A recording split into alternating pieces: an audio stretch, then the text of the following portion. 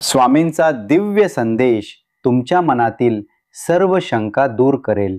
ऐका आणि स्वामी कृपा अनुभवा. तुमच्या जीवनाचे पुस्तक स्वामी लिहित आहेत. त्यातील काही पाने कदाचित दुःखाने आणि संघर्षाने भरलेली असतील. पण घाबरू नका, कारण ते पान उलटल्यावर त्यांनी तुमच्यासाठी विजयाचा आणि आनंदाचा अध्याय लिहून ठेवलेला आहे. ते सर्वश्रेष्ठ लेखक आहेत आणि त्यांना माहीत आहे की प्रत्येक महान कथेला एक सुंदर आणि विजयी शेवट असतो.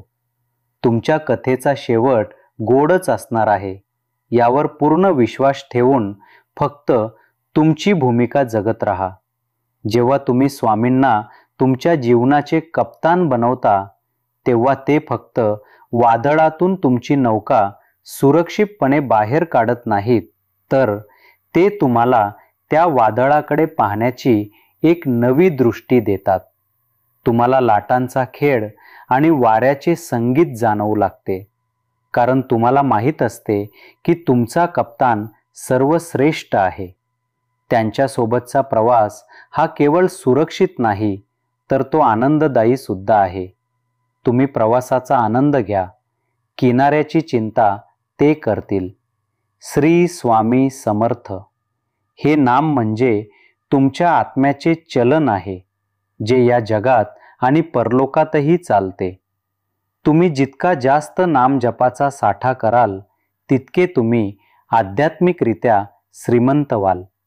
ही एक अशी संपत्ती आहे जी कोणीही चोरू शकत नाही आणि जी प्रत्येक संकटात तुमची किंमत चुकवते. या खऱ्या संपत्तीची गुंतवणूक करत राहा.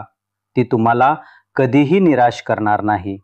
तुमच्या हृदयातील श्रद्धा ही एका लहानशा दिव्यासारखी आहे आणि जगातील समस्या हा तिला विझवणारा वारा आहे. तुमचे काम फक्त त्या दिव्याला तुमच्या प्रार्थनेच्या हाताने जपणे आहे, जेणेकरून तो विझणार नाही. एकदा का ही ज्योत स्थिर झाली की तिच्या प्रकाशाने केवळ तुमचेच नाही, तर इतरांचेही जीवन उजळून निघेल. तुमच्या आतला प्रकाश जपत राहा आणि पसरवत राहा. स्वामींची कृपा ही एका अदृश्य लिफ्ट सारखी आहे. जेव्हा तुम्ही जीवनाच्या पायऱ्या चढून थकून जाता आणि पुढे जाण्याची शक्ती उरत नाही, तेव्हा ती तुम्हाला अलगद उचलून वरच्या मजल्यावर नेते. जगाला वाटेल की तुम्ही खूप वेगाने प्रगती केली, पण तुम्हाला माहीत असते की ही तुमची नाही, तर त्यांची किमया आहे. या अदृश्य मदतीबद्दल नेहमी कृतज्ञ राहा. जेव्हा तुम्ही एखाद्या गोष्टीसाठी खूप तळमळता आणि ती मिळत नाही, तेव्हा समजावे की स्वामी तुम्हाला नाही म्हणत नाहीत, तर ते तुम्हाला थांब म्हणत आहेत, कारण त्यांनी तुमच्यासाठी त्यापेक्षाही उत्तम काहीतरी योग्य वेळी देण्यासाठी योजना करून ठेवली आहे. त्यांचा नकार हा तात्पुरता असतो, पण त्यांची देणगी कायमची असते. त्यांच्या वेळेवर आणि त्यांच्या निवडीवर विश्वास ठेवा. तुमचे मन एका बागेसारखे आहे. तुम्ही त्यात चिंतेचे आणि भीतीचे काटे पेरू शकता किंवा श्रद्धेची आणि प्रेमाची फुले फुलवू शकता.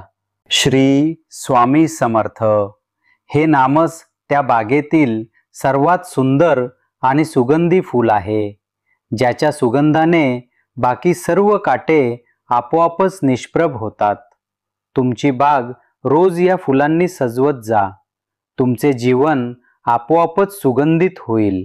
स्वामी हे तुमच्या जीवनाचे सर्वोच्च न्यायाधीश आहेत, जे तुमच्या कर्माच्या फाईलवर अंतिम निर्णय देतात.